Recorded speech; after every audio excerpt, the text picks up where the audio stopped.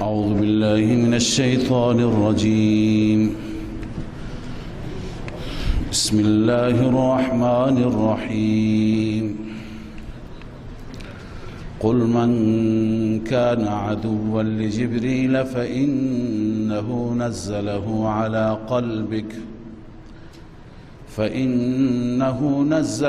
على قلبك بإذن الله مصدقا لما بين يديه وهدى وبشرى للمؤمنين. من كان عدوا لله وملائكته ورسله وجبريل وميكال فإن الله عدو للكافرين. صدق الله العظيم. اللهم صل على سيدنا وشفيع ومولانا محمد وعلى آله وصحبه أجمعين. سبحانك لا علم لنا إلا ما علمتنا.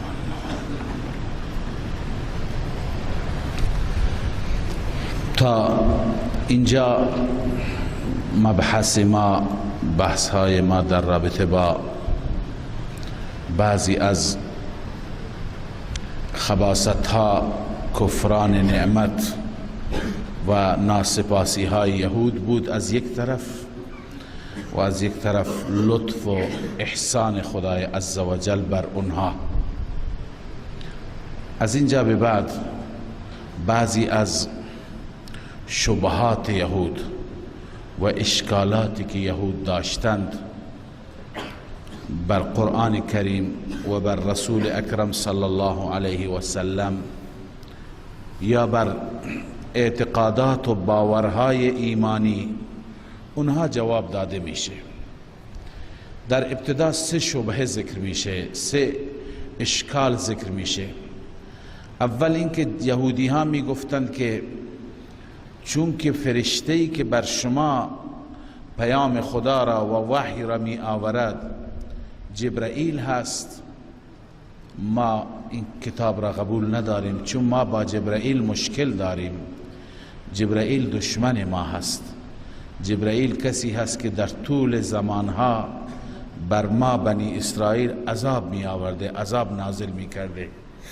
اگر میکائیل می بود، میکائیل چون فرشته ابر هست، فرشته رحمت و باران هست، اگر میکائیل پیام رسان بود، واسطه بود، ما ایمان می آوردیم.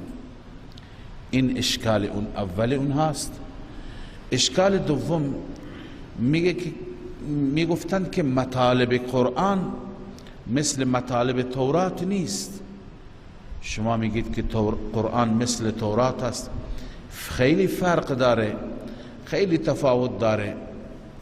در تورات اجازه ندای غیر خدا هست، اجازه داده شده که از غیر خدا استمداد بطلبیم، ولی در قرآن این اجازه به ما داده نشده.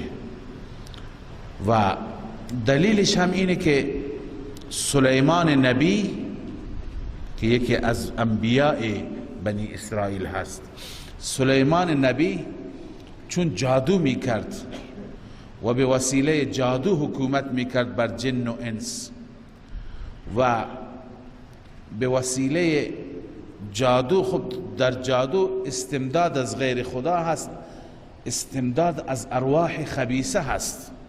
در جادو بنده قبلا خدمت شما عرض کردم که جادوگر باید به 2 کار شنیع و زشت گرفتار بشه. یکی این که در جادو استمداد از ارواح خبیثه هست، استمداد از غیر خدا هست، باید این در جادو انجام بگیره. جادوگر باید شرک بکنه. دوم، در جادو استعمال نجاست است، یعنی جادوگر هرگز پاک نیست، ناپاک و با چیزهای ناپاکی مثل خون و ادرار و غیره، از این چیزها جادو را می نویسد به وسیله این چیزها.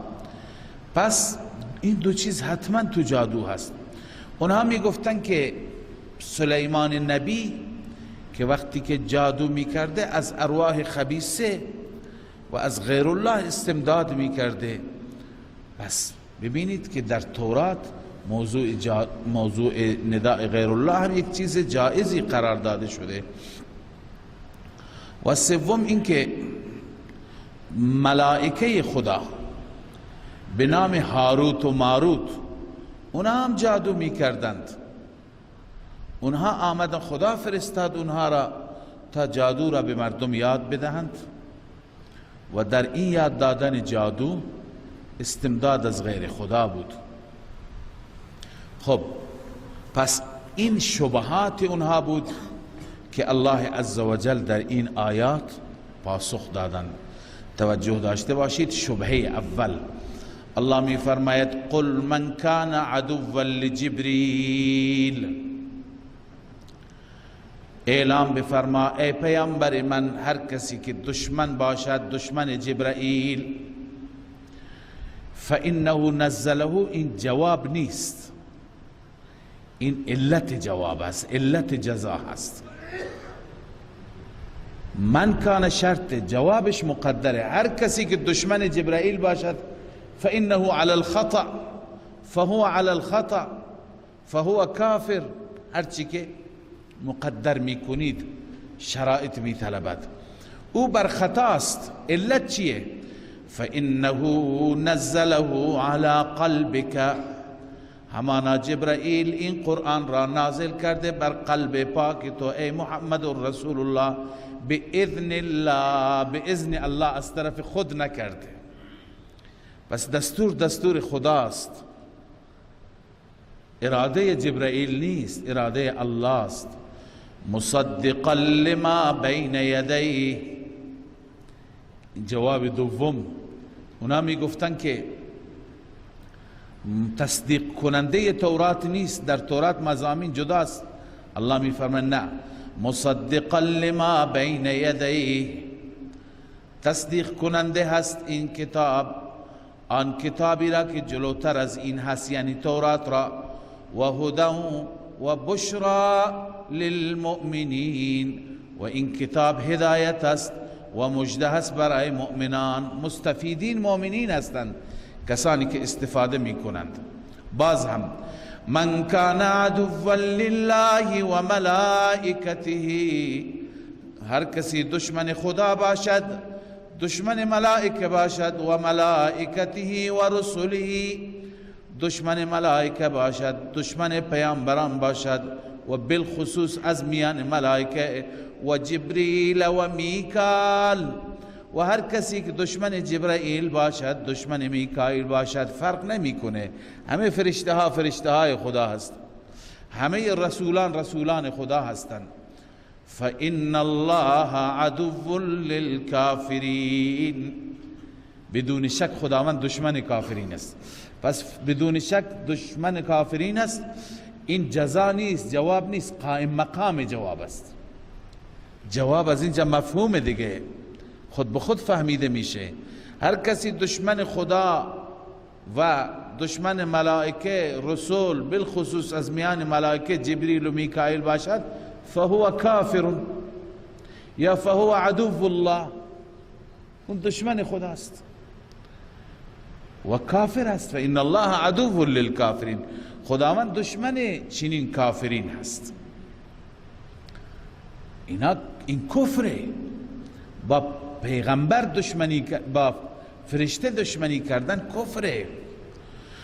ولقد انزلنا الیک آیات بینات، حال ترغیب به سوی این کتاب همراه با زجر و توبیخ و سرزنش برای کفار. ولقد انزلنا الیک آیات بینات، همانا ما فرو فرستادیم به سوی تو ای محمد آیات واضح. و ما یکفر بها الا الفاسقون، سبب انکار هم اینجا بیان شده. کفر نمی کند و انکار نمی کند این آیات را مگر فاسقون. فاسقون کیا هستند؟ المتمردون فی الكفر الخارجون عن الحدود، اونایی که در کفر تمرد دارند و از حدود الهی خارجند، اونها انکار میکنند. او کلما عاهدوا عهدا نبذه فریق منهم. خدا توبیخ بیان میفرماید که آیا هرگاه اینا عهد و پیمانی ببندند با خدا، پیمان همین بوده که رسول خاتم می آید به او ایمان بیاورند، الان ایمان نمی آورند، نبذه فریق منهم، یک گروهی باید اون پیمان را بیاندازند.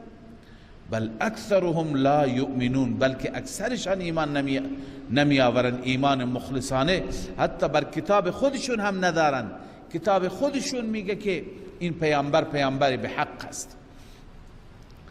ولما جاءهم رسول من عند الله مصدق لما معهم نبذ فریق من الذين اوتوا الكتاب. اینجا خداوند عزوجل عهد شکنی اونها را بیان میفرماید، پیمان شکنی اونها را.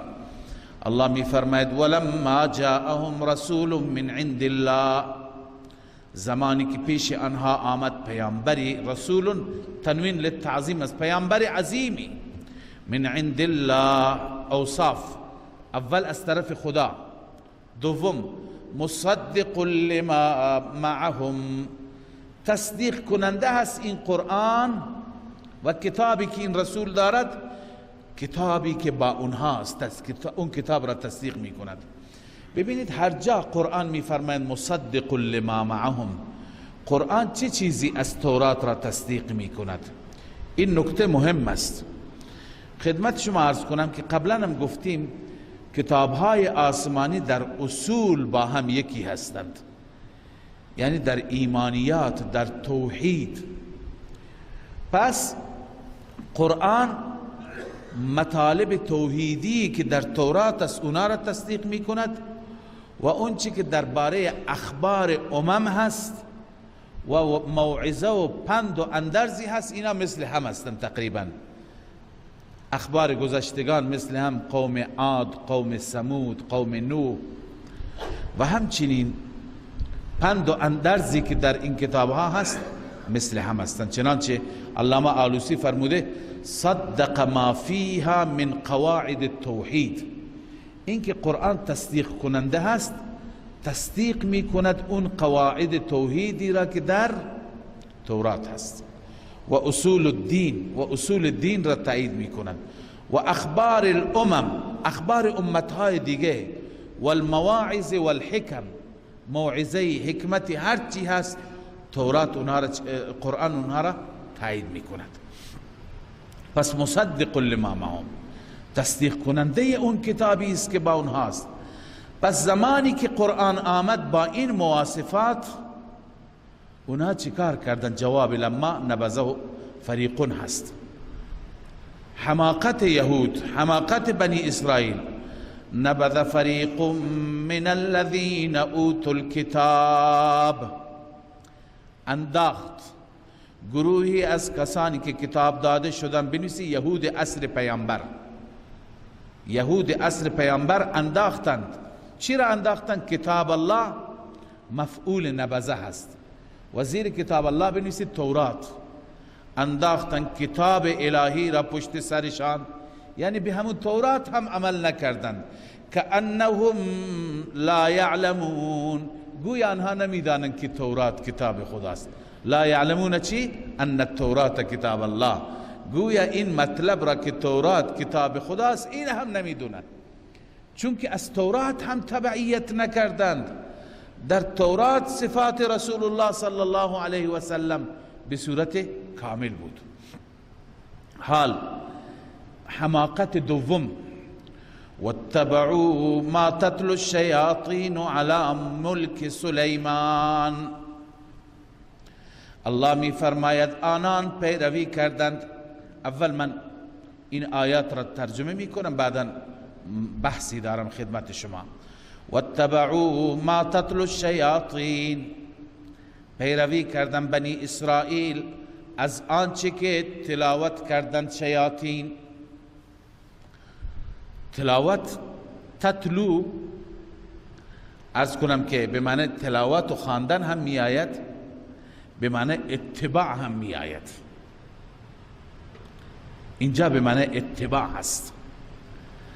تتلو بالایش بنویسید السحر الذی، پیروی کردن شیاطین از سحری که در ملک سلیمان بود.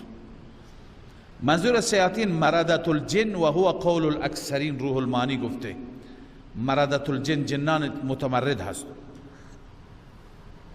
پس اینها از اون شیاطینی که در عهد سلیمان فی ملک سلیمان در عهد سلیمان بودند پیروی کردند. و ما کفر سلیمان، الله می فرماید که سلیمان کفر نکرد. الله گواهی میده که سلیمان کفر نکرد. و ما کفر اگر شما بنویسید سحره درسته، چون سحر اونا نمیگفت سلیمان کفر کرده، اونا میگفت سلیمان جادو کرده. خب الله میگه کفر نکرده یعنی جادو نکرده، چون جادو و کفر یک چیزی است. جادو با کفر فرقی ندارد. و ما کفر سلیمان یعنی ما سحر سلیمان، سلیمان سحر نکرد، کفر نکرد. ولكن الشیاطین کفروا، اما این شیاطین بودن که کفر کردند. چیکار کردن شیاطین؟ یعلمون الناس السحر، به مردم آموزش دادن جادو را آموزش دادند. و ما انزل علی الملکین ببابل هاروت و ماروت، و آنچه که نازل شد بر فرشته ها در شهر بابل یعنی بر هاروت و ماروت. یکی که آنچه که نازل شد، ما را ما موصوله قرار دادیم. یه تفسیر دیگه که خدمت شما عرض میکنیم، ما را نافیه قرار میدیم. ما را که نافیه قرار بدیم معنی میشه و ما انزل، نازل نشد بر ملکین، بر دو فرشته در شهر بابل یعنی بر هاروت و ماروت. و ما یعلمان من احد حتی یقولا انما نحن فتنة فلا تکفر. آنها تعلیم نمیدادند، آموزش نمیدادند هیچ کسی را من احد، حتی یقولا، حتی که به او احتیاطا میگفتند انما نحن فتنة، ما امتحانیم، فلا تکفر، مواظب باش کفر نکنی. اما یهود خیانت کردند. چیکار کردند؟ فیتعلمون منهما ما یفرقون به بین المرء و زوجه، آنها یاد میگرفتند از آن دو هاروت و ماروت، ما یفرقون، آنچه که تفریق میکردند، جدایی میکردند به وسیله آن بین مرد و زن. خب ببینید تفسیر این آیات. اولا قرآن فرمود و ما کفر سلیمان. چرا به سلیمان علیه السلام جادو چسباندن؟ ببینید سلیمان علیه السلام پیامبری بود و بعد از پیامبری پادشاهی بود که خدای عزوجل به او حکومت ویژه‌ای داده بود، حکومت بسیار گسترده‌ای که بر جن و انس حکومت میکرد. ما در آیات آینده انشاءالله در قرآن کریم میخوانیم که بخش بزرگی از جنات هم تابع سلیمان بودند و سلیمان از اونها کار میگرفت. سلیمان در زمان خودش بر همه خباثت‌های جنات واقف بود، اونها را از تمرد و سرکشی جلوگیری میکرد. حضرت قتاده رحمه الله تعالی که از مفسرین بنام است میفرماید در زمان حضرت سلیمان علیه السلام جنات کتابی نوشتند که در اون تعلیم جادو بود و این کتابها را در میان مردم پخش کردند، چون هدفشون فساد بود، خیانت و سرکشی بود. در میان مردم پخش کردند تا مردم جادو یاد بگیرن. مردم که جادو یاد بگیرن هر کسی مخالفش را با جادو میزنه. سلیمان علیه السلام مطلع شدند، همه این کتابها را جمع کردند، اینها را در صندوقی گذاشتند و این کتابها را در یک جای زیر تخت خودش دفن کرد که جنات به اون دسترسی داشته نباشند شب و روز میدید. اما زمانی که سلیمان علیه السلام وفات کرد، تا زمانی که زنده بود جنات در اختیار سلیمان. میخوانیم در قرآن از اونها کار میگرفت، کارهای سختی میگرفت، برای ملت، برای سربازان غذا درست میکردن، دیگ درست میکردن، مسجد الاقصی را، کارهای سخت را از جنات میگرفت و جنات راه فرار نداشتند. زمانی که سلیمان علیه السلام وفات کرد جنات آزاد شدند و سخت بر سلیمان عصبانی بودند. لذا به مردم گفتم مردم، سلیمان تا به حال که حکومت کرده بر شما به وسیله سحر و جادو حکومت کرده. بعد از اون که دیدن سلیمان وفات کرده و گفتند نشانش اینه که زیر تخت سلیمان صندوقچه از کتاب جادو گذاشته. وقتی که حفر کردند و باز کردند اون را در آوردند. یهود باور کردند و فریب خوردند که سلیمان علیه السلام یک انسان جادوگر بوده. لذا بر ذهن یهود و بر تفکر یهود این تفکر حاکم بود، اونها بر این عقیده بودند. الله عزوجل در اینجا به سلیمان علیه السلام بیان از سلیمان دفاع فرمود و ما کفر سلیمان، سلیمان کفر نکرد. حتی وقتی که اینها اون کتاب را در آوردند، در مقدمه اون کتاب خودشون شیطنت کردند و نوشتند هذا ما کتب آصف ابن برخیا للملك سلیمان ابن داود من ذخائر کنوز العلم. این اون چیزی هست که آصف ابن برخیا وزیر سلیمان بود، برای ملک سلیمان ابن داود از خزانه های علمی برش جمع‌آوری کرده و نوشته. همین آثار جنات دست به دست بود، به دست یهود ماند تا زمان رسول اکرم صلی الله علیه و سلم. حتی همین آثار به دست یهود زمان رسول الله بود که می گفتن اینها از آثار جادو سلیمان هست. خب قرآن این را رد کرد. اما من مقداری در رابطه با جادو عرض کنم. ببینید یکی از جادو، سحر، یکی از شعبده بازی یا چشم بستن، این چیزی هست که اون کسی که شعبده باز هست، فنفوت بلد است، بسیار فرز و ماهر است، حرکات عجیبی انجام میده که اثراتی بر چشم انسان میفته و انسان خوب نمیبینه.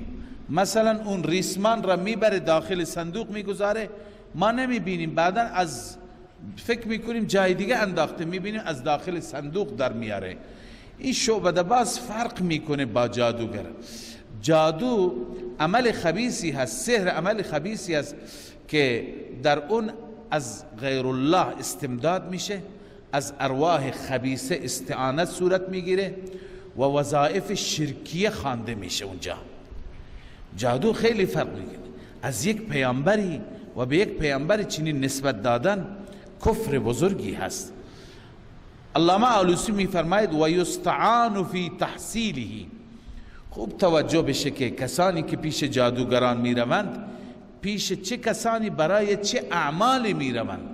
و یستعان فی تحصیله، در تحصیل جادو استعانت می شود و کمک گرفته می شود بالتقرب الی الشیطان، با تقرب شیطان. یعنی در اونجا کلمات و اورادی هست که معنایش تقرب شیطان است و نزدیک شدن به شیطان.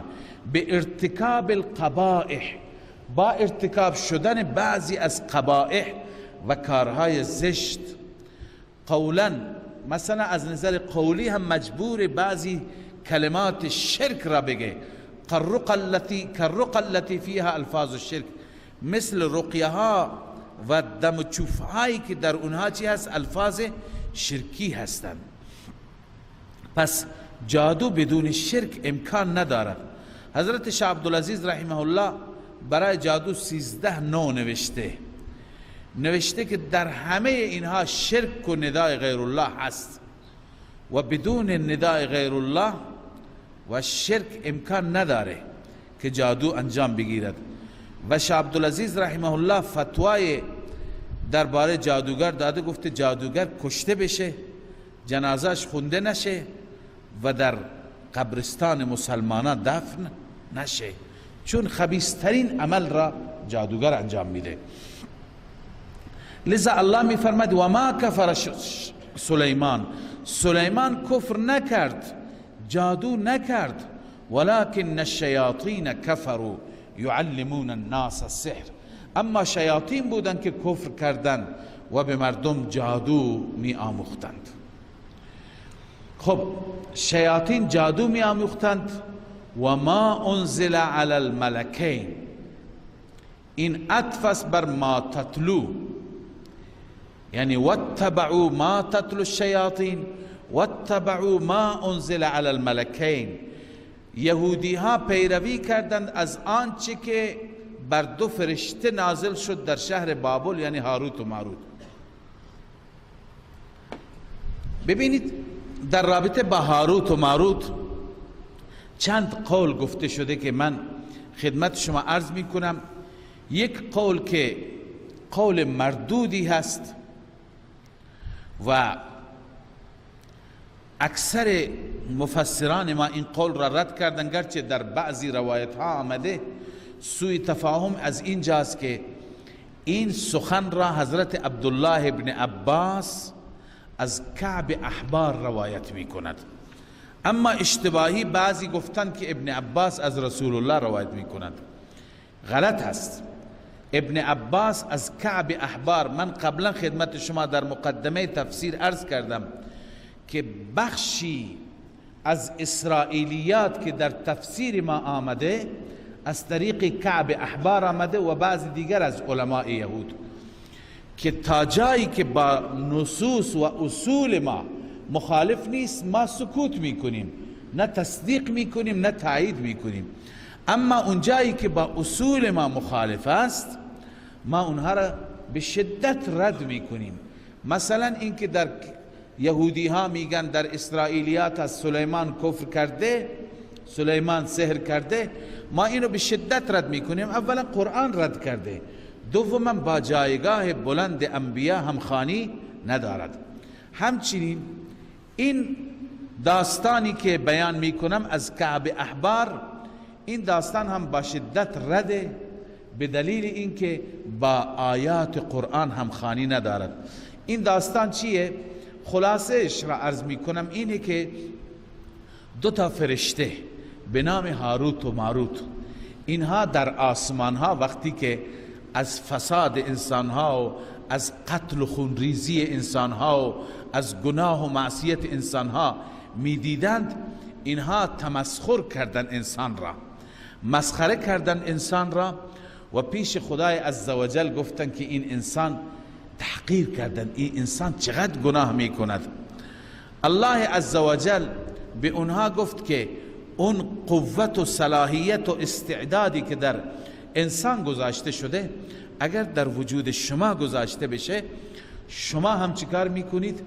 همین کارها را میکنید. اینا گفتن هرگز ما این کار را نمیکنیم، ما ذره نافرمانی تو را نمیکنیم. الله عزوجل آزمایش کرد اینها را، گفت آزمایش آمادگی دارید؟ گفتن ما آمادگی داریم. خودشون تقاضا کردن آزمایش بکن. الله تعالی در میان این فرشته ها غریزه های انسانی گذاشت، یعنی نیازهایی که ما انسان داریم. قبلا من خدمت شما عرض کردم دو قوت در سوره و شمس گفتم، دو قوت و دو غریزه در انسان هست، یکی غضبانی یکی شهوانی. غضبانی موجب میشه که انسان ظلم بکند، شهوانی موجب میشه که انسان شهوترانی و هوای نفس داشته باشد. این غریزه را در وجود اینها گذاشت، فرستاد که بین مردمان زمین شما برید چیکار بکنید؟ داوری بکنید، حل و فصل بکنید به عنوان قاضی. اینها روزها می آمدند داوری می کردند، شبها دوباره به عنوان فرشته به آسمان می رفتند تا اینکه یک زن بسیار خوشچهره خوبصورت به نام زهره در اون داستانی که عرض کردم این اومده، به نام زهره آمد. اینها فریفته این شدن که عجب زنی هست و لذا دل دادن به او و اون به طرف خودشون کم کم متمایل کردن. ببین این همون غریزه شهوانی هست. تا اینکه اون زن گفت که من شوهر دارم و نمیتونم با شما رابطه داشته باشم مگر اینکه آخر گفت شوهر منو بکشید. شوهرش را کشتند. این غریزه چی هست؟ غضبانی هست که انسان آخر به قتل هم به ظلم هم میافتد. آخر زن گفت که تا زمانی که بت من سجده نکنید، داستان طولانی هست، بتش را هم سجده کردند، شرک هم کردند. آخر گفت که من به شرطی با شما العیاذ بالله این عمل را انجام میدم که به من اون اسم اعظم را بیاموزید که شما میخوانید و به آسمان میرید. اسم اعظم را هم به او آموختند، چونها اسم در واقع رفتن فرشتگان با همین کلید هست، اسم اعظم هست. به زهره آموختند و میخواستند عمل را انجام بدن، در حین عمل بودن که اون اسم اعظم را خواند و رفت به آسمان ها. میگن این ستاره زهره همون زهره هست. و بعداً این دوتا فرشته را خدای عزوجل گفت که در دنیا عذاب میخواهید یا در آخرت؟ دیگه شکست خوردند، گفتن خدایا عذاب دنیا آسانتر است از عذاب آخرت. خدای تعالی اینها را در چاهی در بابل هر دو تا را آویزان کرده، پاهایشون به بالا هست و سرشون پایین آویزان هستند و تا قیامت به این عذاب گرفتار هستند. این خلاصه اون داستانی هست که در بعضی حتی تفاسیر ما متاسفانه تفاسیر معتبر نوشتند و نوشته ابن عباس از رسول الله، در حالی که ابن عباس از کعب احبار که یهودی بود روایت میکنه. در این رابطه من یکی دو تا فقط عبارت از بزرگان میخوانم که این روایت غلطه، مردوده، قابل اعتبار نیست اصلا با نصوص ما. بغیر از این که امام رازی و علامه اندلسی بگه، ما میگیم که با نصوص قرآنی این همخوانی نداره. خلاصه این داستان اینه که فرشته گناه میکند در حالی که الله میفرماید لا یعصون الله. این نص صریح قرآن است که فرشتگان عصیان نمی کنند، معصیت نمی کنند. ببینید امام رازی گفته اعلم ان هذه الروايه فاسده مردوده غیر مقبوله. این روایت فاسد است، مردود است، مقبول نیست. لانه ليس في كتاب ما يدل على ذلك، زیرا در هیچ کتابی نیست آنچه که بر این دلالت بکند. بل فيه ما يبطلها ام يبطلها، هرچی که هست اون در کتابهای ما اونه که این روایت را باطل می کند. کبیر بحر المحیط نوشته و هذا كله لا يصح منه شيء، همه این داستان هیچ چی از این داستان درست نیست، همهش غلطه. والملائکه معصومون، چون که ملائکه معصومن، لا یعصون الله ما امرهم و یفعلون ما یؤمرون. علی ای حال این داستان که داستان غلطی هست، بیجایی هست. اما تفسیر دوم که عامه مفسرین ما نوشتند، عموم مفسرین نوشتند، اون اینه که بعد از سیدنا سلیمان علیه و علی نبینا الصلاة والسلام در میان مردم سحر رواج گشت و جادو زیاد شد. آخر فرقی بین جادو و بین معجزه مردم نمیدونستند، چون مردم بی علم بودن. خدای عزوجل این دو فرشته را فرستاد تا به مردم جادو یاد بدهند. اما جادو یاد بدهند به خاطر چی؟ به خاطر اینکه مردم فقط تشخیص بدن، نه اینکه جادو بکنند، فقط جادو یاد بدهند، علم جادو را بیاموزند. و اینها هم به مردم می گفتند که انما نحن فتنه و ما یعلمان من احد حتی یقولا انما نحن فتنه. به هیچ کس یاد نمیدادم مگر میگفتم ما امتحانیم. فلا تکفر، ببین بعد از این جادو نکنی. اما مردم چیکار میکردن؟ فیتعلمون منهما ما یفرقون به بین المرء و زوجه. اونها بین انسان و بین شوهرش بدین وسیله، بین انسان و زنش بدین وسیله جدایی میافکندن، یعنی سوء استفاده کردن. خب پس هدف فرشتگان از تعلیم این بود که اونها فرق جادو و معجزه بدانند. این تفسیر را شما در هر کتابی از تفسیرهای معتبر ما، تفسیر معارف القرآن، جواهر القرآن، بیان القرآن، تفسیر ابن کثیر و اینها نگاه بکنید، همین تفسیر را میبینید. اما بنده هم از این تفسیر مطمئن نشدم، به دلیل اینکه این تفسیر هم زیاد هم خانی نداره. الان خدمت شما عرض کردم که حضرت شاه عبدالعزیز رحمه الله میفرماید که 13 نوع جادو هست، در همه اینها استمداد از غیر الله هست، یعنی شرک است. پس آیا خدای عزوجل به خاطر اینکه مردم فرق جادو و فرق معجزه را بدونند، آیا فرشتگانی را میفرستد که این فرشتگان به مردم جادو بیاموزند که در اون جادو استمداد غیر الله هست، از غیر الله کمک گرفتن است؟ یعنی چه؟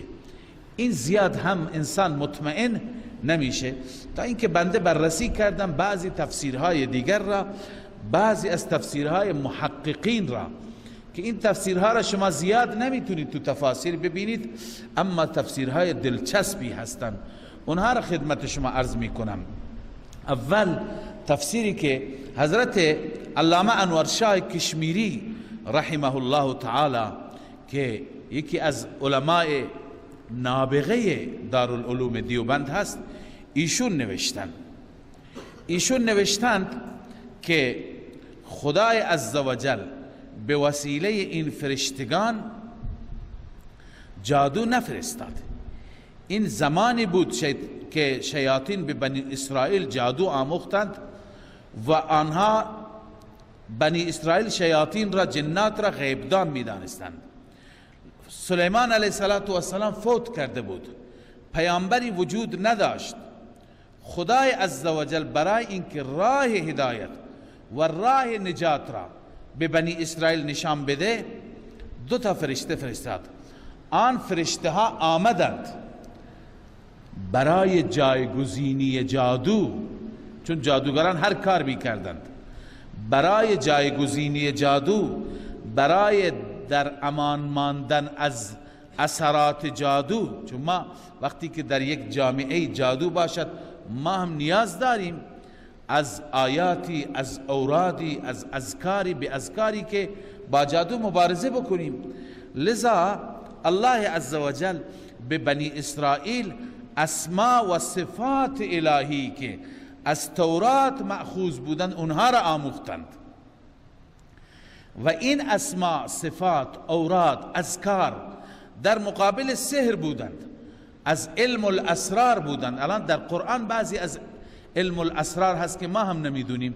مثلا بسیاری از مفسرین جاهایی که حی و قیوم با هم آمدن میفرماید اسم اعظم همین است، الف لام میم الله لا اله الا هو الحی القیوم، یا آیت الکرسی الله لا اله الا هو الحی القیوم، یا وعنت الوجوه للحی القیوم. خیلی از مفسرین میفرمایند که بعضی از اسرار قرآن هستند که ما نمیدونیم. مثلا اسم اعظم اسمی هست که هرگاه اونو ذکر بکنی و اونو بخونی و بعد از اون دعا بکنی، خدای عزوجل دعایت را میپذیرد، قبول میفرماید. پس اسراری که در تورات بودند، این فرشتگان آمدند اونها را یاد دادند و توصیه کردند به بنی اسرائیل، چون این اسما، این صفات، این اوراد، اینها اثراتی داشت. لذا توصیه کردند که حقیقت الان بر شما منکشف شد، حق و باطل را تشخیص دادید، شناختید، دیگه به سوی سحر نروید و کتاب الله را پشت سرتون دیگه نیندازید، به کتاب خدا عمل کنید. و اگر این کار را کردید، قطعا شما کافر میشید، یعنی اگر به طرف سحر و جادو رفتید. گویا گفتن که ما آزمایشی هستیم که بعد از آمدن ما و تعلیم ما تابع شیطان نشوید، به سوی سحر نروید. اما بنی اسرائیل چیکار کردن؟ بنی اسرائیل سوء استفاده کردن این علم پاک را. الان ببینید خیلی ها علم پاکی هست، نه؟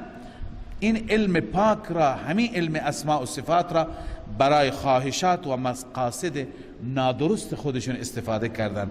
مثلا به وسیله این علم تفریق کردن بین زن و شوهر، جدایی افکندن. پس بر اساس این ببینید و ما انزل علی الملکین، ما نافیه نیست، آنچه که بر ملکین نازل میشد در شهر بابل، هاروت و ماروت، یعنی اسماء و صفاتی که بر ملکین نازل شد، بنی اسرائیل چیکار کردن؟ واتبعوا ما انزل علی، پیروی کردن. ملکین به اونها گفتن ببینید سوء استفاده نکنید، اونها سوء استفاده کردن.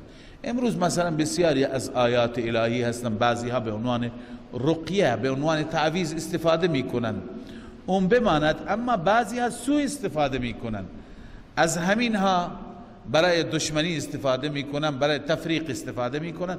خب سوء استفاده هم میکنن.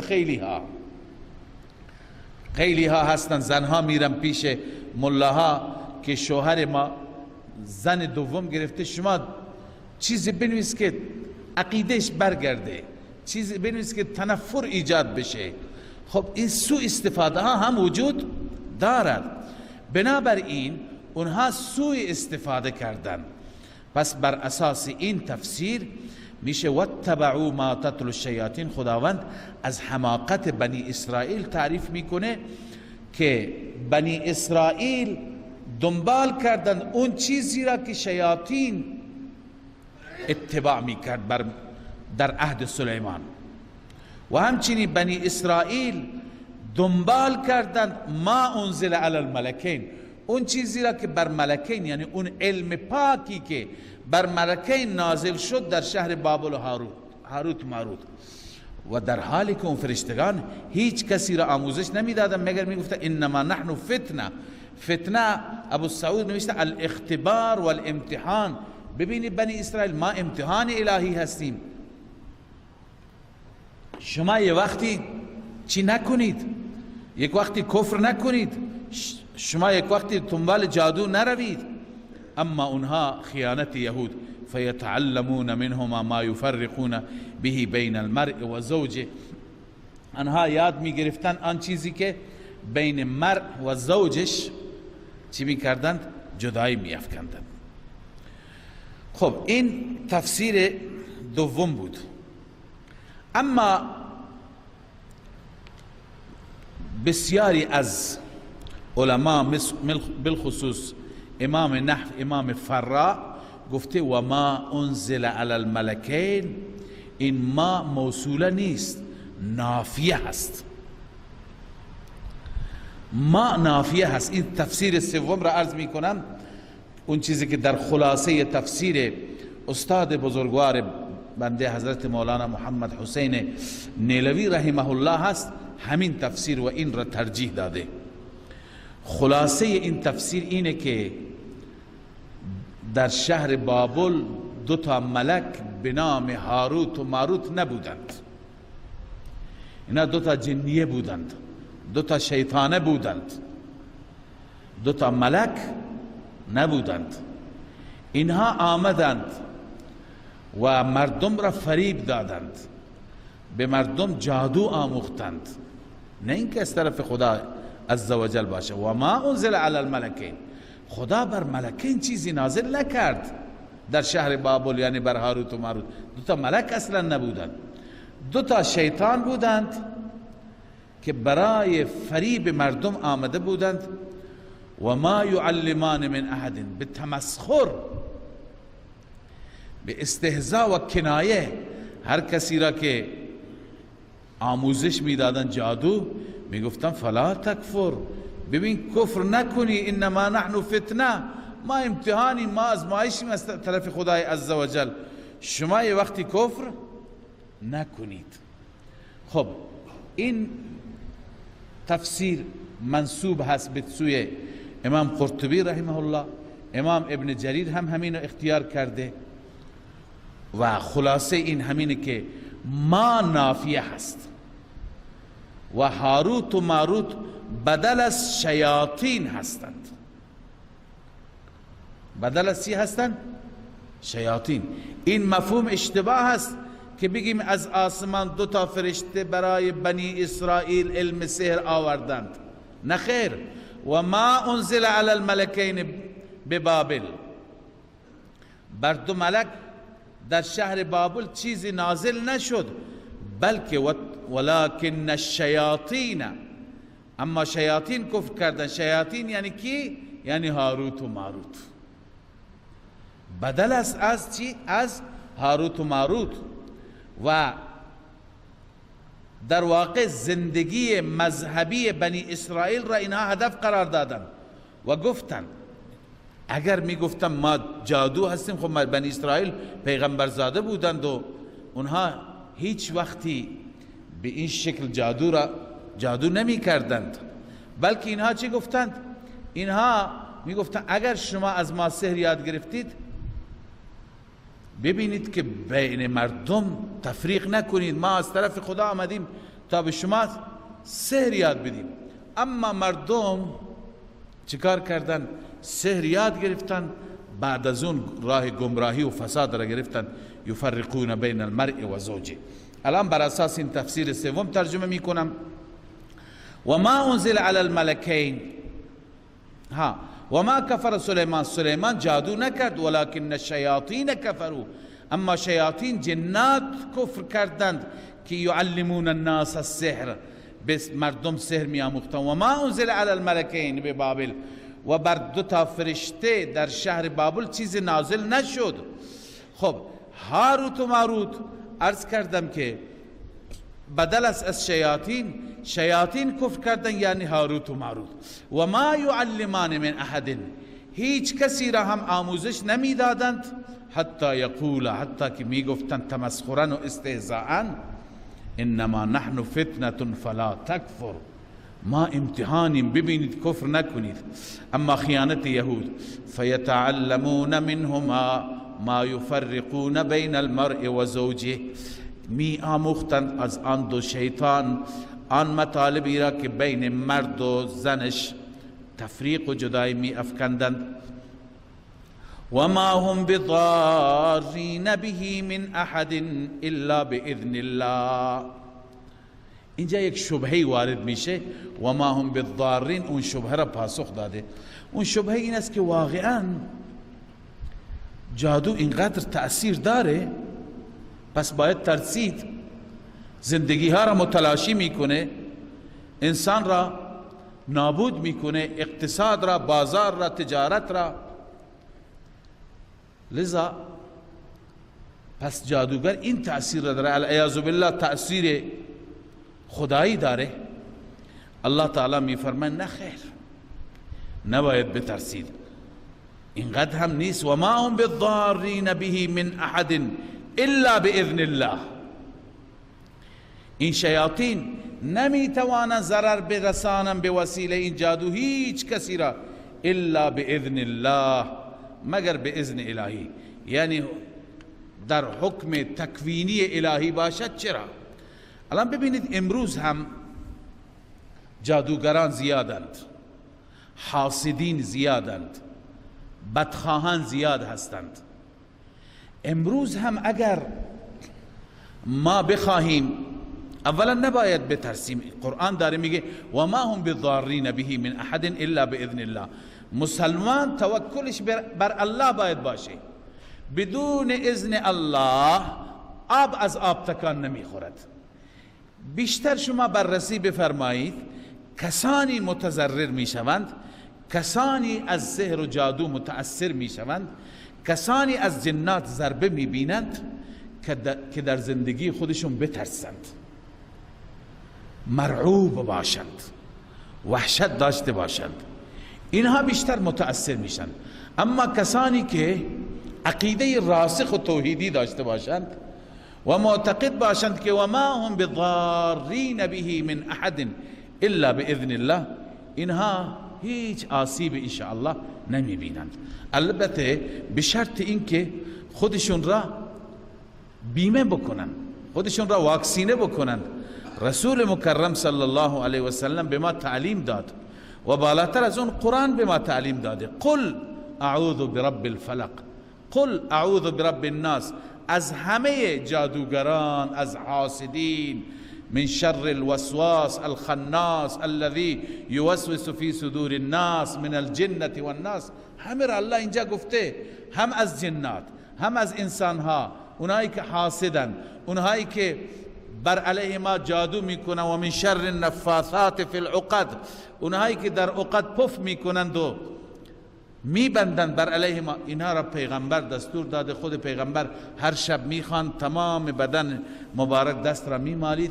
لذا اگر انسان واقعا عقیده راسخی به خدای عزوجل داشته باشد و اینکه بدون اذن الله آب از آب تکان نمیخورد و همیشه این اوراد را و آیات الهی را ورد بکند، به عنوان ورد بخواند، انشاءالله در زندگیش هیچ آسیبی نمی بیند، نه از چشم کسی و نظر کسی، نه از حاسدی، نه از تعویذ نویسی، نه از جادوگری، نه از جنی، نه از انسی. همه را قرآن، شما این دو سوره را مطالعه بکنید، همه را قرآن در این دو سوره چی کرده؟ جمع کرده. پس البته عقیده باید این باشد، و ما هم بضارین به من احد الا باذن الله، آنها نمی توانند ضرر و آسیب برسانند به وسیله آن هیچ کسی را الا باذن الله، مگر به اذن الهی.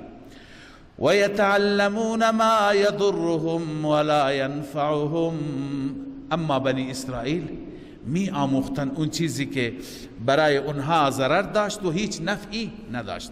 ولقد علموا لمن اشتراه ما له فی الآخرة من خلاق.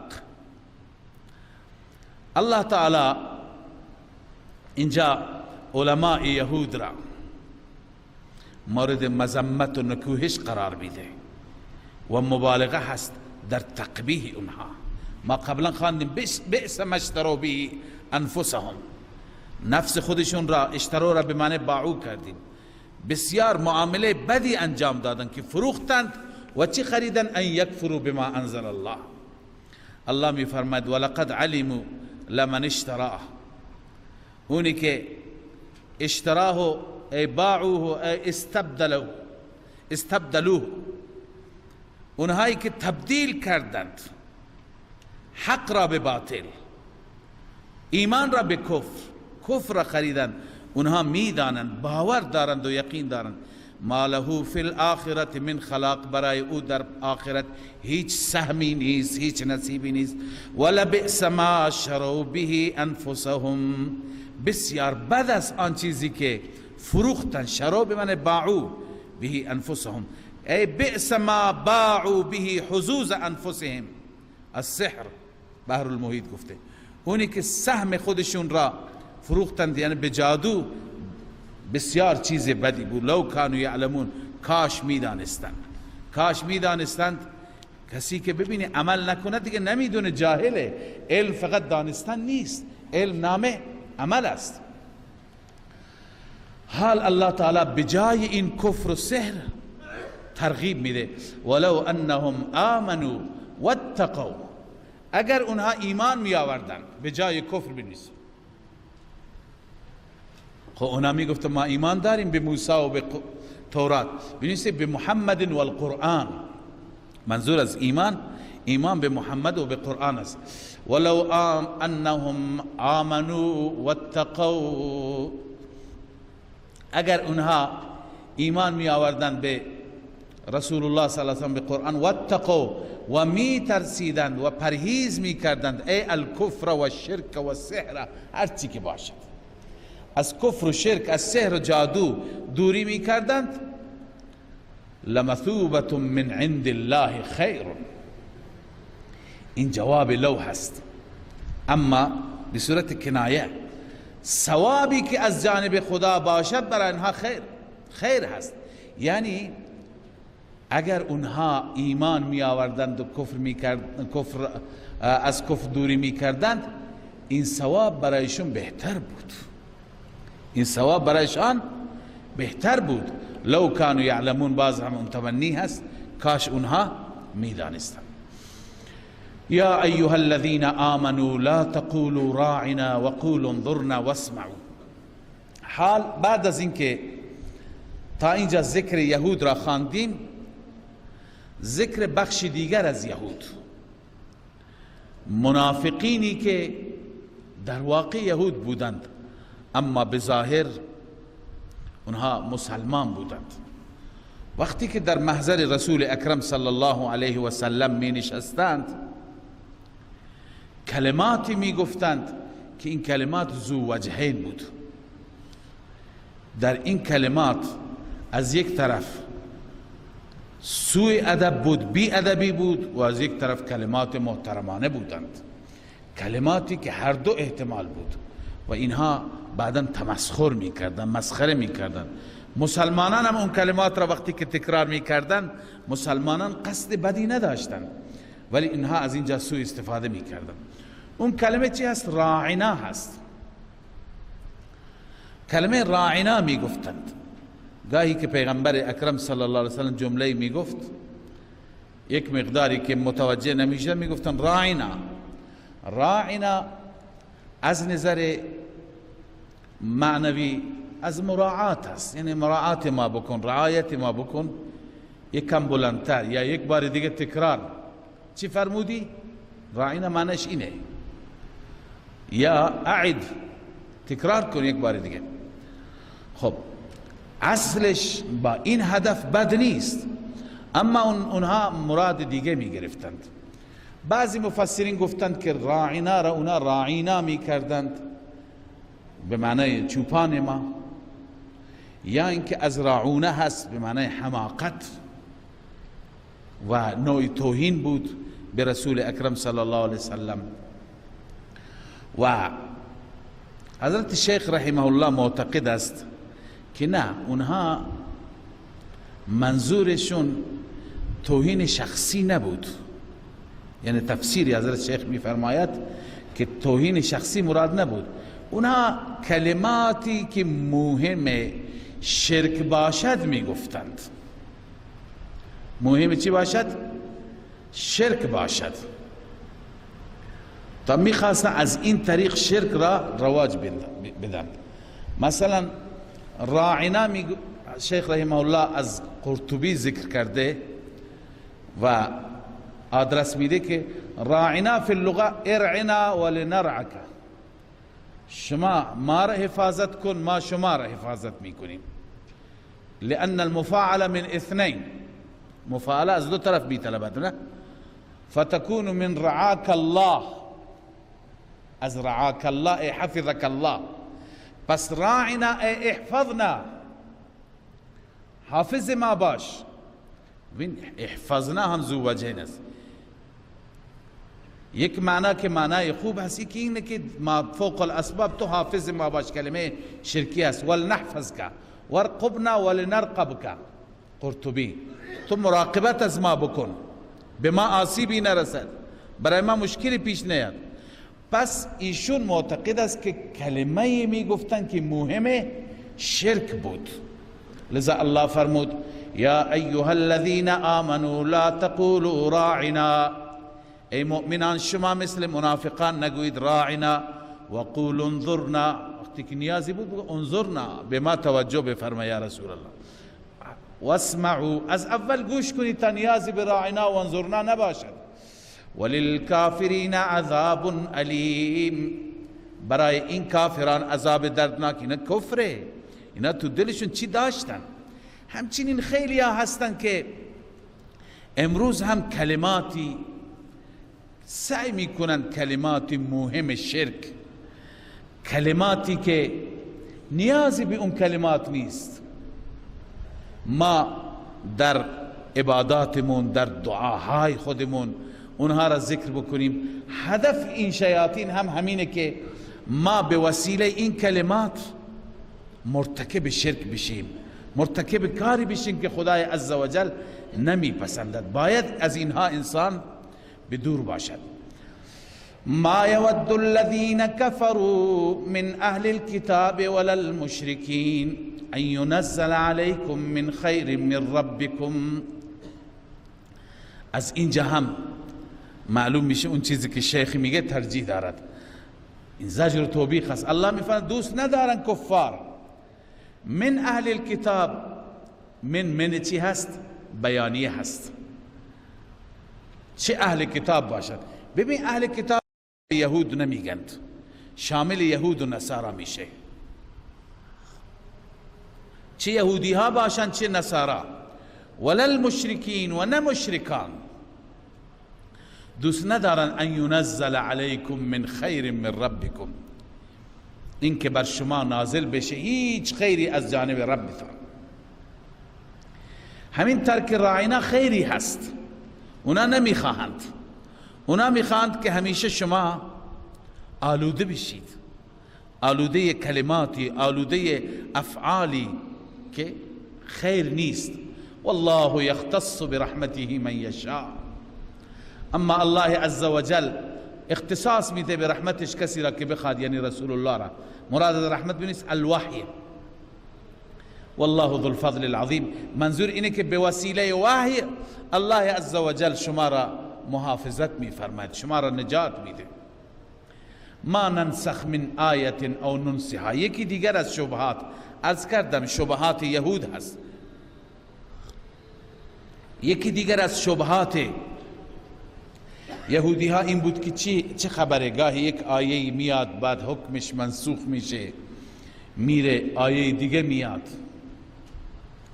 الله عزوجل پاسخ دادند ما ننسخ من آیت او ننسها، آیه ای را که ما منسوخ میکنیم یا ننسها از ذهن شما فراموشش میدیم و پاکش میکنیم، نأت بخیر منها او مثلها.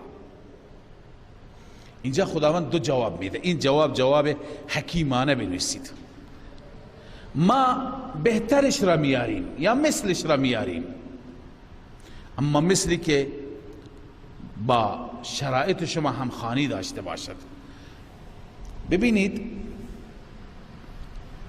الله عزوجل، من در رابطه با نسخ کوتاه خدمت شما عرض میکنم که نسخ یکی از ضروریات بود در ابتدای اسلام. در صدر امتی که میخواد از ابتدا از شرک و از کفر و از بت پرستی و از همه چیز پرستی و از انواع آداب و رسوم خرافاتی میخواد بیاد بر یک دین توحیدی قرار بگیرد و شریعت سهله و متوسطه داشته باشد، خب لازمش اینه که ابتداءً بعضی اگر از ابتدا احکام همه یک باره نازل بشه، شاید ظرفیت ها چی بشه؟ محدود باشد، ظرفیت ها جواب نده. به دلیل اینکه کسی که تا به حال تمام عمر یک چیزی را عادت کرده، عمل کرده، ناگهان 180 درجه تفاوت بیاد، شاید براش مشکل باشه. حکمت اینه میطلبد که تدریجاً کم کم. شما ببینید یک دولتی وقتی که روی کار میاد، اصلا یک نظام جدیدی، اون نظام قبلی کلن از بین میره. دولت نه، یک نظامی میاد، مثلا یک نظام لایکی هست، اون نظام لایک از بین میره، یک نظام اسلامی میاد. خب کم کم حکمت همینه، کم کم تدریجاً قوانین چی بشه؟ اصلاح بشه. یک قانونی گذاشته میشه، بعد از این که مردم عادت کردند، بعد این قانون، این دستورالعمل منسوخ میشه و تاریخش تمام میشه، دستورالعمل جدیدتر، پیشرفته تر برای اون قوم چی میشه؟ وضع میشه. لذا این در تمام دنیا هست. پس الله عزوجل از آنجا که میخواست یک نسل جدیدی و امت جدیدی را تربیت بفرماید، تدریجا، مثالش در شراب ما میخوانیم که 3 بار حکمش آمد. اول قل فیهما اثم کبیر و منافع للناس، یک مقایسه بین منافع و مضار و ثابت شد که مضار بیشتر است. پس هر کسی که عقل داشت دیگه متوجه شد، رها کرد، اینکه ضررش بیشتره. بعد از اون ممنوع شد در اوقات خاص، در شرایط خاص. بعد از اون کلا ممنوع شد، تدریجا احکام. پس برای یک امت که اونم امت جامع هست، دین جامع و شریعت جامعی را دارد تا قیامت هم بناست که این نظام را داشته باشد، لازمش اینه که تدریجا احکام بر او نازل بشه، کم کم تا اینکه تکمیل بشه. آخر الله تعالی اعلام فرمود الیوم اکملت لکم دینکم. حال اون آیات گذشته آیات منسوخه هستند. اون آیات در قرآن مطلوب هم هستند. جمهور معتقدن بله، بعض از اون آیات حکم آیات با الفاظ منسوخ شدند، امروز نیستند. بعضی الفاظ ماندند اما حکم آیات چی؟ حکم آیات منسوخ شدند. خب این آیات با توجه به اینکه متقدمین برای نسخ معنای وسیع قائلان، هر عامی اگر خاص شده هم میگن نسخ شده، هر مطلقی مقید شده هم میگن نسخ شده. همه این صورت ها را نسخ میدانند، کوچکترین تغییر را. لذا از نظر ایشون آیات منسوخه خیلی زیاد هستند. اما متأخرین معتقدند که نسخ اینه که به جای یک حکم کلا یک حکم دیگه بیاد. بنابراین ایشون معتقدند که در رأس اینها حضرت آلوسی هست، امام عرض کنم که سیوطی هست، ببخشید امام سیوطی هست. ایشون معتقدند که آیات منسوخه 21 تا هستند و جمع کردن آیات منسوخه را در کتاب الاتقان. حضرت شاه ولی الله رحمه الله این آیاتی که در اتقان آمده 21 تا را توجیه می کند و تعویل می کند که نیازی به نسخ اونها هم نباشه. به 5 تا می رسانه. 5 تا میگه توجیه ندارن، آیات منسوخ هستند، بقیه توجیه دارن، تعویلات هم قانع کننده حضرت شاه ولی الله رحمه الله ذکر می کند. و حضرت شیخ ما رحمه الله شیخ حسین علی اون 5 تا را هم تعویل و توجیه می کند که نیازی به نسخ اصلا نباشد. به هر حال ما ننسخ من آیت او ننسها نأتی بخیر منها، یا که اون آیات را از ذهن شما ما پاک بکنیم، فراموش بدیم، ما میآوریم بهتر از آن. او مثلها یا مثل آن. الم تعلم ان الله على كل شیء قدیر. آیا نمیدانی؟ استفهام تقریری است. بله این چنین است، اینکه الله بر هر چیز قادر است. این الله قدیر هست که آیات را چنین جابجا میکند. الم تعلم ان الله له ملک السماوات والارض. این جواب حاکمانه هست. اون حکیمانه بود، این حاکمانه خلاصش اینه که تمام پادشاهی زمین و آسمان برای الله است، هر چی که بخواد میکنه. الم تعلم ان الله له ملک السماوات والارض. آیا نمیدانی که همانا الله برای اوست پادشاهی آسمان ها و زمین. و ما لکم من دون الله من ولی ولا نصیر. و نیست برای شما بجز الله، غیر از الله، هیچ ولی، هیچ یاری، مددگاری، ولا نصیر و نه نصرت کننده یاوری بغیر از الله شما ندارید. ام تريدون ان تسألوا رسولكم. اینجا خدای عزوجل یکی دیگر از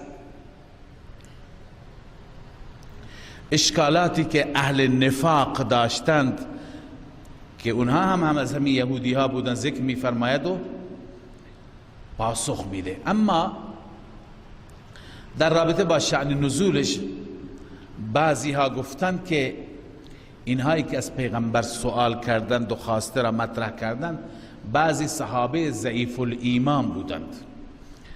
بعضی صحابه وقتی که دیدند که مشرکین ذات انوات دارند، ذات انوات شما در حدیث میخوانید یه درختی مثل درخت سدر قدیمی که مشرکین چیکار میکردند؟ هر وقتی که میخواستند بجنگند، مثلا اسلحهشون را، شمشیرشون را، نیزهشون را به این درخت چی میکردند؟ آویزان میکردند و معتقد بودند که برکات این درخت دارد که به سبب اون ما فتح و پیروزی نصیبمون میشه. یا بعضی چادرها را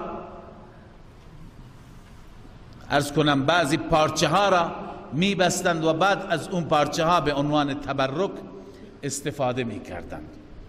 صحابه از پیامبر خدا صلی الله علیه وسلم تقاضا کردند که ما هم مثل اینها ذات انواطی داشته باشیم که زیر اون درخت هم خدا را عبادت بکنیم و اون درخت موجب تبرک برای ما باشد. ما چادرهایمون را، پارچه هایمون را، شمشیرهایمون را اونجا ببندیم و آویزان بکنیم. عامه مفسرین همین رو نوشتند. الله تعالی تذکر داد: ام تريدون ان تسألوا رسولكم كما سئل موسى من قبل. شما میخواهید از پیامبرتون همون چیزی را بخواهید، همون خواسته را مطرح کنید که بنی اسرائیل از موسی خواستند، که به موسی گفتن اجعل لنا آلهة كما لهم آلهة، اجعل لنا الها كما لهم آلهة. شما همون کار میخواهید بکنید. اما حضرت شیخ رحمه الله، شیخ حسین علی، با این شأن نزول و با این دیدگاه شدیداً مخالفه. به چه دلیل؟ به دلیل اینکه این سوره مدنی هست و سیاق بحث منافقون و یهود است. صحابه‌ای که 13 سال در زندگی مکی تربیت شده بودند و از ابتدا بذر توحید در قلبشون کاشته شده بود، صحابه هیچگاه چنین خواسته ای را مطرح نمی کنند. شیخ رحمه الله می فرماید تربیت یافتگان رسول الله و تزکیه شدگان مکتب رسول الله ممکن نیست، محال است که چنین خواسته ای را مطرح بکنند. ما قبل و ما بعد را ببین، بحث یا یهودی یا منافقینه.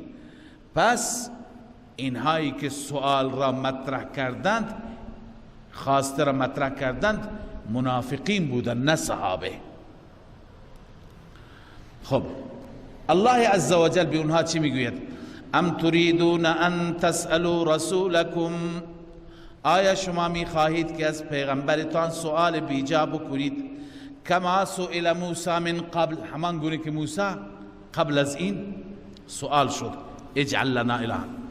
و من یتبدل الكفر بالایمان، مواظب باشید هر کسی که کفر را به ایمان تبدیل بکند ایمان را به کفر، یعنی ترجیح بدهد کفر را بر ایمان، فقد ضل سواء السبیل، همانا گمراه شد از راه راست، از راه خدا او فاصله گرفت، انحراف پیدا کرد. ود کثیر من اهل الكتاب لو یردونکم، این هم میتونه قرینه باشه که سوال کنندگان یهود بودن، منافقین بودن. الله می فرماید ود کثیر من اهل الكتاب، دوست دارم بسیاری از اهل کتاب، لو یردونکم من بعد ایمانکم کفارا، این لو مصدریه است. لو یردونکم ای ردکم، برگشت شما را بعد از ایمانتان کفار شما برگردید. شیخ رحمه الله می فرما به همین خاطر کلمه راعنا که مهم شرک است سعی می کنند در میان شما جا بندازند. حسدا من عند انفسهم، این حسدا مفعول له وده هست. وده حسدا، دوست دارن. به خاطر چی دوست دارن؟ به خاطر حسد. علت حسادت است. الله می فرماید حسدا من عند انفسهم من بعد ما تبین لهم الحق، به خاطر حسد اینو دوست دارن بعد از اینکه حق برای اونها واضح شد. خب حال چیکار بکنیم؟ راه حل چیه؟ شمشیر برداریم با اینها بجنگیم، ولی با توجه به اینکه تا این لحظه حکم جهاد هنوز نازل نشده، الله تعالی دستور میده فعفو واصفحوا حتی یأتی الله بامره، شما عفو کنید، درگذر باشید حتی که الله امرش را بیاورد. یأتی الله بامره بنویسید ای امر الجهاد، الله امر جهاد را نازل بفرماید. ان الله علی کل شیء قدیر، علت است چون که به درستی الله بر هر چیز قادر است، بر هر چیز توانا است. و اقیموا الصلاة و آتوا الزکاة و ما تقدموا لانفسکم من خیر تجدوا. اما تا زمانی که امر جهاد نازل میشه دستور به امر مصلح. قبلنش خدمت شما عرض کردم که امور مصلحه برای چی هستند؟ برای تقویت در انجام امور انتظامیه.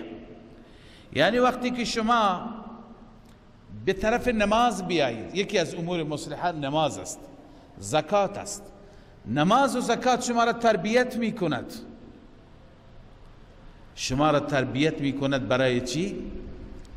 برای جهاد و بقیه امور انتظامیه. در نماز چی هست؟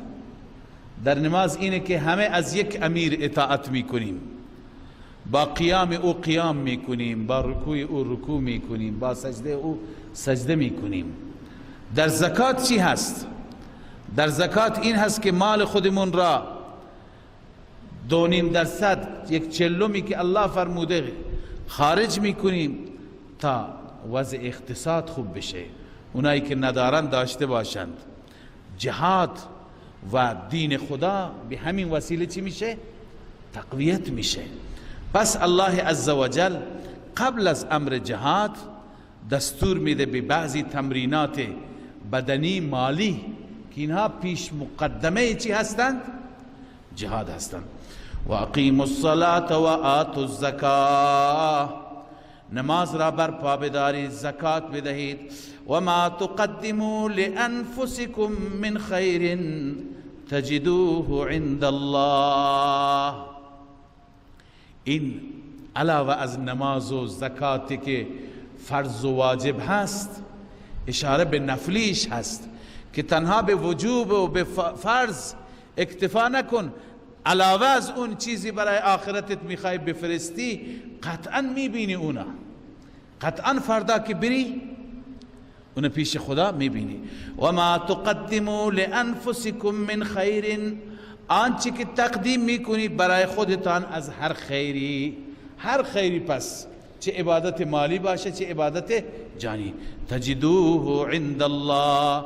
تجدوه ای ثوابه و اجره، ثواب و اجرش را میبینی عند الله، نزد الله. ان الله بما تعملون بصیر. این علت است چون که الله عزوجل به آنچه که شما عمل میکنید بینا هست، من خیر و شر. و قالوا لن يدخل الجنة الا من كان هودا او نصارى. چون بحث یهود بود، همش شبهات و شکوک یهود بود و بعضی از ناسپاسی ها و کفران یهود بود در این آیات ما قبل و ما بعد. باز هم روی سخن برمیگردد، در وسط امر مصلح آمد و به طبع امر مصلح الله عزوجل ذخیره آخرت را بیان فرمود. اما بحث یهود بود که گفت فعفو عنهم واصفحوا، فعفو واصفحوا حتی یأتی الله بامره. حال الله عزوجل زجر و توبیخ دیگر، سرزنش دیگر بر یکی از گفته های یهود بیان می کند. یهود بیچاره به همین دل خوش داشتند. قبلا هم خدمت شما 5 نوع از اقسام یهودی را امروز صبح خواندیم. یکی از اونها همون صاحبزادگان و آقازادگان و پیرزادگان بودند که اونها می گفتند که ما که مال بهشتیم، تضمین شده. الله تعالی اینجا اون قولشون را نقل میکند و قالوا لن يدخل الجنة الا من كان هودا او نصارا. اهل کتاب میگویند وارد بهشت نمیشه مگر کسی که یهودی باشد و یا مسیحی. تلك امانیهم. الله ابتداء رد میکند با این جمله تلك امانیهم. امانی به معنی آرزو، آرزوهای باطل. این از آرزوهای باطل و بی اساسشون هست. بعضی مفسرین گفتن مثل معالم التنزیل و خازن تلك امانیهم یعنی شهواتهم الباطله التي تمنوها. این همون هوای نفس باطلی هست که تمناش میکنه. تلك امانیهم. قل هاتوا برهانکم ان کنتم صادقین. مطالبه دلیل. بیاورید برهانتون را اگر راست میگویید. دلیل بیار. به چه دلیل؟ آیا عقیده درسته؟ عملت درسته؟ ایمانت درسته؟ اخلاقت صحیحه؟ چی داری؟ بلا. چرا نه؟ چرا به بهشت نمیره؟ میره، اما این کسی که با این مواصفات باشه. ببینید پس ما قبلا هم در همین سوره خواندیم، پریروز خواندیم، امروز هم میخوانیم که اون چیزی که ملاک هست برای نجات صفات هست، نام نیست. اونها یک زمانی از نظر نام اونها از همه بالاتر بودند. یهودی یعنی انبیازاده، یعنی پیغمبرزاده، همه اجدادشون پیغمبر. ان الذين آمنوا والذين هادوا والنصارى والصابئين. چه خودت را مسلمان بگی من مؤمنم، چه بگی من یهودیم، چه مسیحی، چه صابی. ملاک نجات این القاب نیستن، این نام ها نیستن. ما هم باید مواظب خودمون باشیم. به صرف این که بگیم من مسلمانم، من ایمان دارم، این موجب نجات نیست، بلکه این صفات هستند. بلا من اسلم وجهه لله. هر کسی که خودش را تسلیم بکند برای الله، بنویسید در عقیده و عمل خالصتا برای خدا باشد، نه برای غیر خدا. اسلم وجهه لله. شرط دوم و هو محسن. و او محسن باشد. محسن یعنی مخلص. بنویسید مخلص، نه منافق. مخلص احسان همینه که هر کارت برای خدا باشد، برای غیر الله نباشد، برای ریا هم نباشد. ریا هم غیر الله است. در ریا برای پدر، برای قوم، برای مردم، برای استاد. پس و هو محسن، مخلص باشد. یکی هست که برای غیر خدا انجام میده، نماز، سجده، نظر و نیازی. و یکی هست به خاطر نشون دادن مردم. یکی شرک جلیه، یکی شرک خفیه. و هو محسن فله اجره عند ربه. برای این انسان پاداشش است نزد رب. این جلب منفعت، پاداش خودش را مییابد، حاصل میکند. ولا خوف علیهم ولا هم یحزنون. و هیچ خوفی بر آنان نیست. ولا هم یحزنون.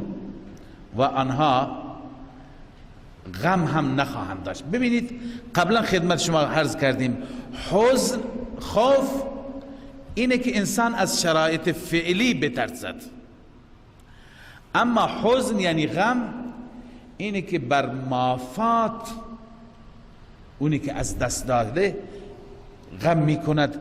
پیرزنی بچهش را از دست داده، الان جوش میزند، گریه میکند، این حزن است.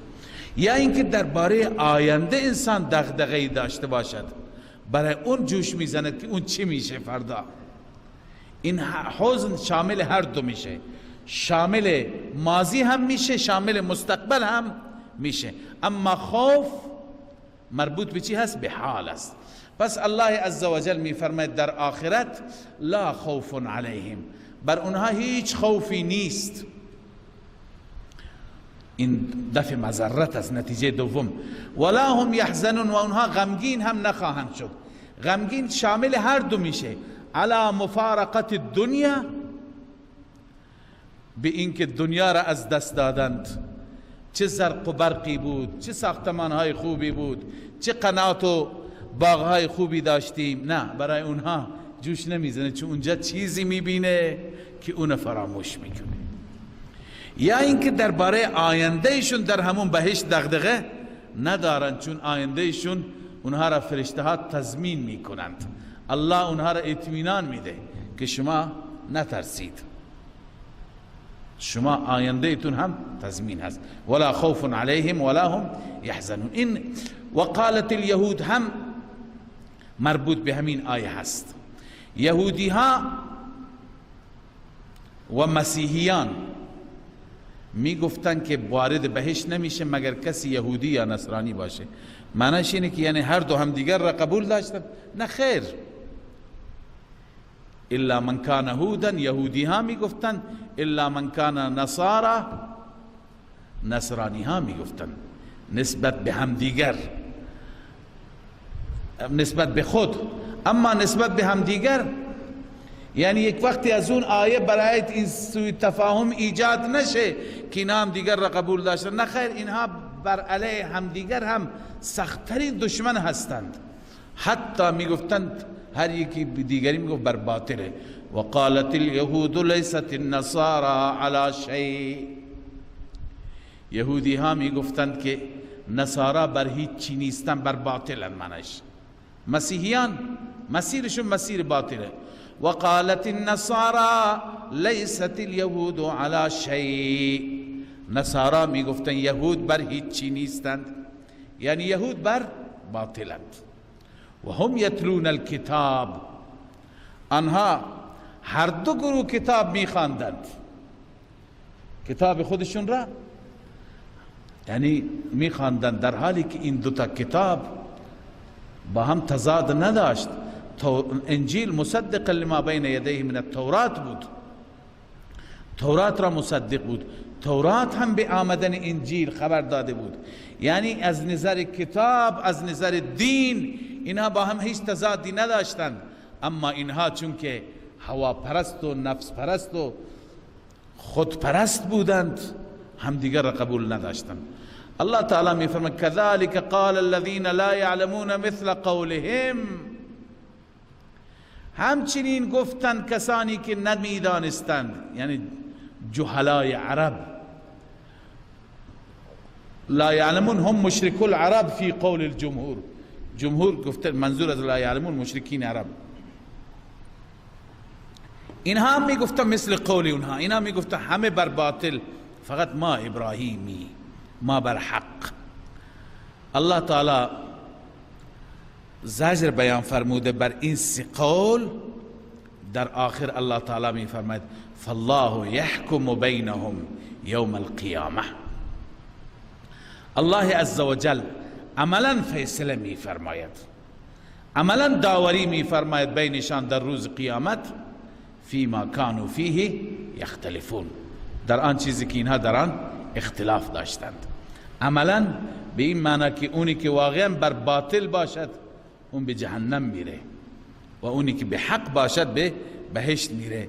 لذا اون مشخص است از آیات الهی و از ادامه بحث هم اون مشخص میشه. صدق الله العظیم.